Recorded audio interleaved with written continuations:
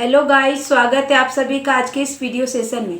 बच्चों, आज के सेशन में हम गति के प्रकार के बारे में पढ़ेंगे विथ टीएलएम। तो चलिए स्टार्ट करते हैं।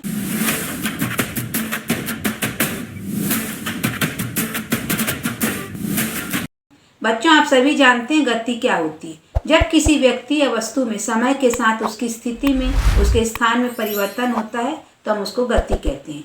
जो गति होती है 5-6 प्रकार की होती है। सबसे पहले हम अनियमित गति पढ़ेंगे, उसके बाद नियमित गति के प्रकार पढ़ेंगे। अनियमित गति क्या होती है बच्चों? जिसको हम रैंडम मोशन बोलते हैं। देखिए धुआं, आप देख रहे हैं ना, जो धुआं निकल रहा है इसकी कोई स्मूथ गति नहीं ना, किसी भी प्रकार की न वृत्ति है न सरल रेखी, तो यह रैंडम मोशन कहलाता है। ऐसे अगर हम एक बैलून फुलवाएं,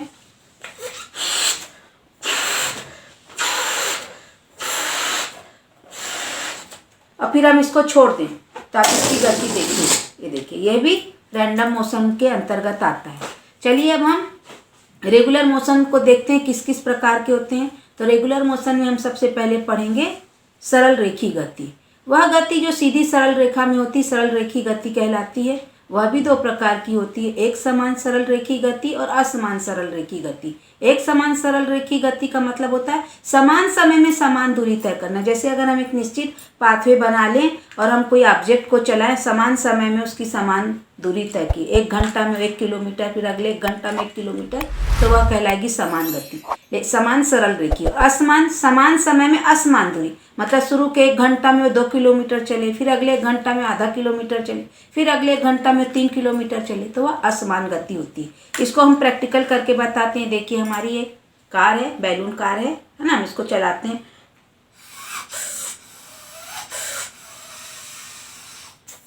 इसकी गति आप देखिएगा, ये बहुत अच्छे से इसमें चलेगी। ये सरल रेखी गति है। इस तरह की गति सरल रेखी गति का उदाहरण है। ये हमारा जो हेलीकॉप्टर है, इसको भी हम इसको जेट बोलते हैं। हम इसको भी बैलून भर के इसको अभी आपको करके बताएंगे। ये भी हमारी सरल रेखी गति होगी। ये रेक्टिलिनियर मोशन सरल रेखी गति का उदाहरण है। ये देखिए हेलीकॉप्टर हमारा। ये हमारा देखिए फिसल पट्टी क्राफ्ट से बना है। जब हम इसमें किसी ऑब्जेक्ट को चलाते हैं तो इसकी जो गति होती है भी सरल रेखी गति होती है। पेड़ से गिरने वाला फल, बंदूक से निकली गोली, गुलेल से निकली गोली, ये सारी गतियाँ क्या होती हैं? सरल रेखी गति के अंतर्गत आती हैं। उसके बाद हम करेंगे वृत्तीय गति। वृत्ताकार पथ पर होने वाली गति वृत्तीय गति कहलाती है। ये देखिए बच्चों, ये हमारे पास पत्थर बांध लेंगे हम किसी डोरी में। हमने यहाँ पे डोलची लिया है और हम इसको जब घुमाएंगे तो देखिए जो गति होगी ये वृत्तीय गति होगी। वृत्ताकार मार्ग में होने वाली गति क्या कहलाती है? वृत्तीय गति कहलाती है। घड़ी के जो कांटे होते हैं, पंखे की जो ब्लेड होती है ना, और जो चक्र डोला झूला होता है पूरा ऐसे घूमता है, सारी गतियाँ वृत्तीय गति होती हैं। इसको हम मॉडल से भी आपको बताते हैं किस प्रकार की गति किसके अंतर्गत आती है। ये देखिए हमारे पास मॉडल है। ये हमने ओल्ड जो पुरानी कार्डबोर्ड होते हैं उससे स्ट्रा लगा के बनाया है। ये जो गति है हमारी, ये वृत्तीय गति के अंतर्गत आएगा। एक और गति में आपको वृत्तीय गति का उदाहरण बताती हूँ। ये देखिए हमारा, ये न्यूटन की गति का भी तीसरा नियम को भी सिद्ध करता है। ये भी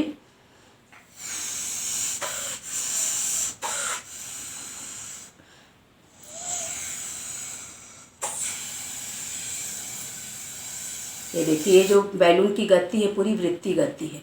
इसी में हम आपको कोणीय गति भी बताएंगे, घूर्णन गति। ये बीच में जो जिस बिंदु पर एक पिन घूम रहा है, पिन की गति, यहाँ पे घूर्णन गति होगी। लेकिन ये जो स्ट्रा के साथ ये जो बैलून घूम रहा है पूरा गोल गोल, ये वृत्ताकार गति होगी। वृत्तीय गति के बाद घूर्णन गति की बात कर रहे हैं। तो देखिए तरह तरह की फिरकी हम बना के रखे हुए हैं। तो इनकी जो गति होगी यह घूर्णन गति होगी, क्योंकि ये अक्ष पर घूमते हैं। अक्ष पर होने वाली एक निश्चित बिंदु पर अपने अक्ष के चारों होने वाली गति घूर्णन गति कहलाती। लट्टू की गति, पृथ्वी का अपने अक्ष पर घूमना, ये सारी गति किसके अंतर्गत आती है? घूर्णन गति के अंदर। जब हम पंखे की बात करते हैं तो पंखे का जो रॉड होता है तो उसकी गति घूर्णन गति होती है, लेकिन पंखों के ब्लेड की गति वृत्तीय गति होती है। ऐसे जब घड़ी के कांटों की बात करते हैं तो जो कांटे वृत्ताकार पथ पर घूमते हैं, लेकिन जिस बिंदु पे बंधे हुए होते हैं वहाँ पे उनकी गति कहती होती है? घूर्णन गति होती है। तो देखिए फिरकी, तरह तरह की फिरकी, ये मैं आपको बताऊँगी कैसे बनाते हैं।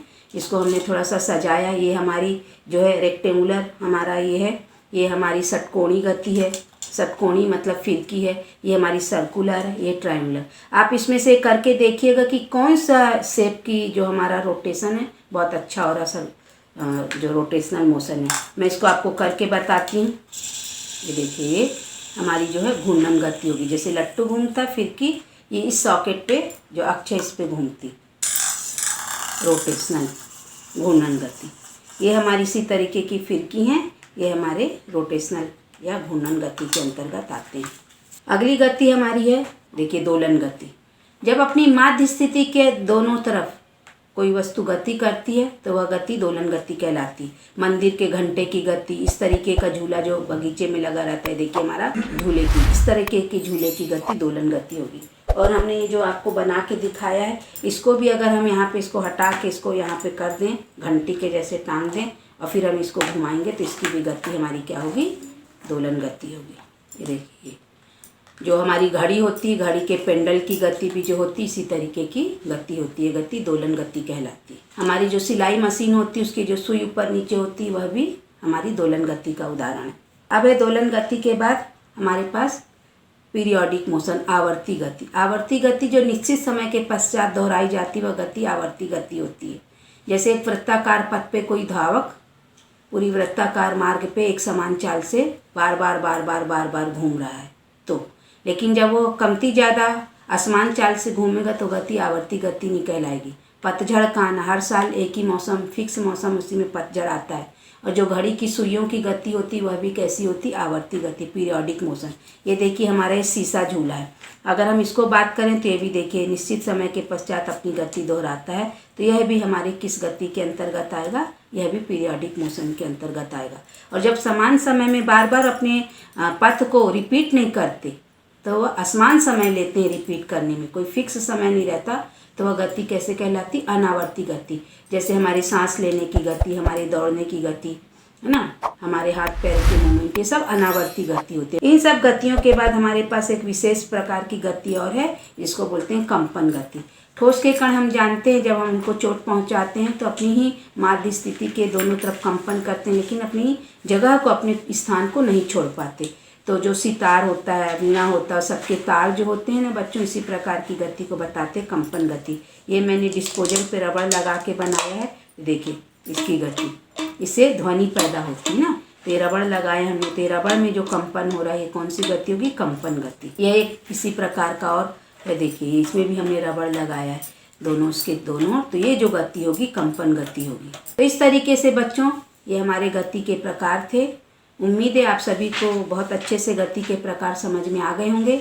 इसका डिटेल पावर पॉइंट प्रेजेंटेशन मैंने यूट्यूब में अपलोड कर रखा है, डिस्क्रिप्शन बॉक्स में मैं उनके लिंक शेयर कर दूंगी, आप और अच्छे से उससे समझ सकते हैं। मिलते हैं नेक्स्ट सेशन में, तब तक के लिए बाय बाय।